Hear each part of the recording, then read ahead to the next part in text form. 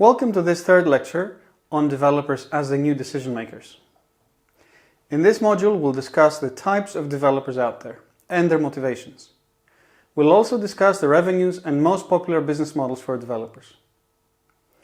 As we saw in Lesson 1, software developers work in a diversity of industries, from games to healthcare to agriculture.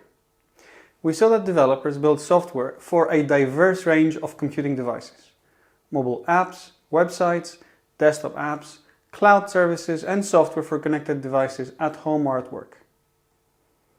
The next question we'll answer is this: what types of developers are out there? Besides their job titles or demographics, how can we better understand the types of developers and their motivations? Since 2011, Vision Mobile introduced a model for understanding developers based on a proven outcome-based segmentation methodology. That methodology examines the outcomes developers are trying to achieve when building software. The methodology builds on the jobs to be done approach popularized by Harvard professor Clayton Christensen, which asks, what job do users hire a product for? In our case, what job do developers hire a technology for? By understanding the outcomes developers are trying to achieve, we can deeply understand the technology changes they make and the reasons behind them. At the high level, there are 8 types of developers within 3 distinct groups. Each developer type has its own goals. The first goal type has to do with self-improvement.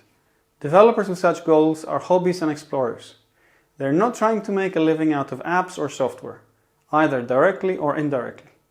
Instead, they're building software for personal fulfillment, to have fun, build for something for their own use, or learn new skills.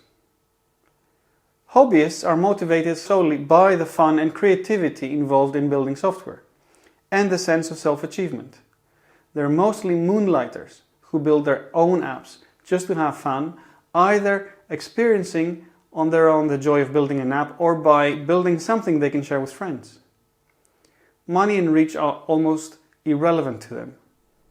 And in the few cases where such success metrics cross their mind, they're considered as nice to have, side effects. Their expectations and ambitions of making money or reaching users are very limited. Explorers are more serious than hobbyists in terms of software development, but not trying to make a living out of software either. The most important goal of explorers is to gain knowledge and experience, which will help them monetize future opportunities. They're motivated by creativity, the sense of self-achievement, and the excitement of being part of the software industry.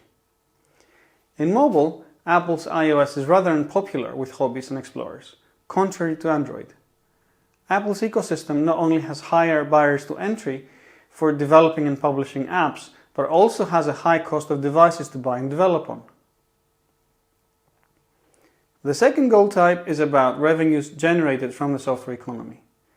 Hunters and guns for hire, the 2 developer types that have revenue goals, are running software businesses, either as individuals or as part of small teams or larger companies. To them, software development is not just a fun activity or an exploratory side project, but rather what they do for a living.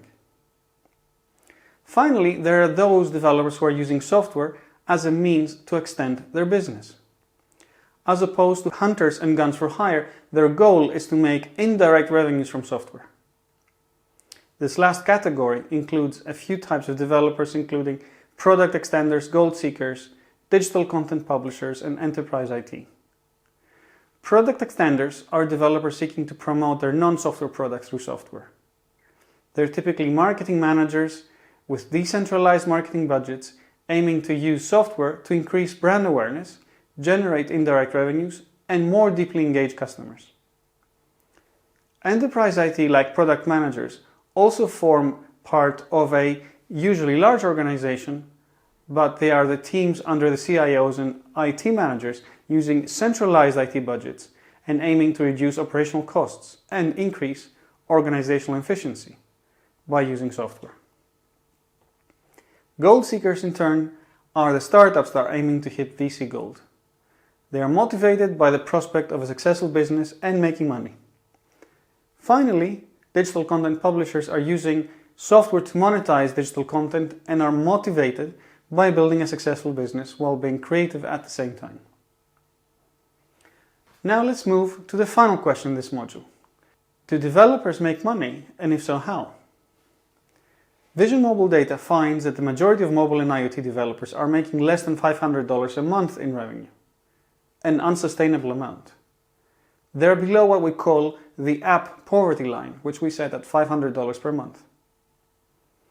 For many developers, this isn't a problem, as they are hobbyists or explorers, more interested in learning about the technology than generating revenue. However, those interested in making real money are finding that some platforms pay distinctly better than others. IoT developers are most at risk of falling below the poverty line.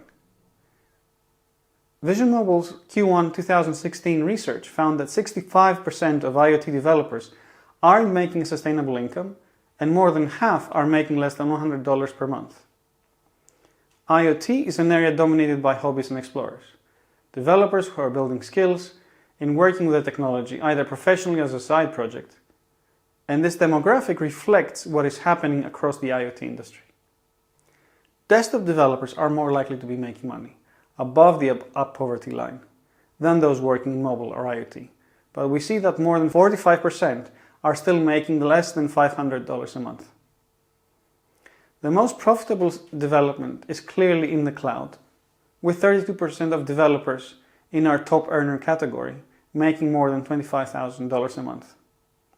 Cloud developers are the most experienced community we have seen, and cloud developers have a higher level of professional qualification, so that shouldn't be surprising that they're making more money for their companies and themselves.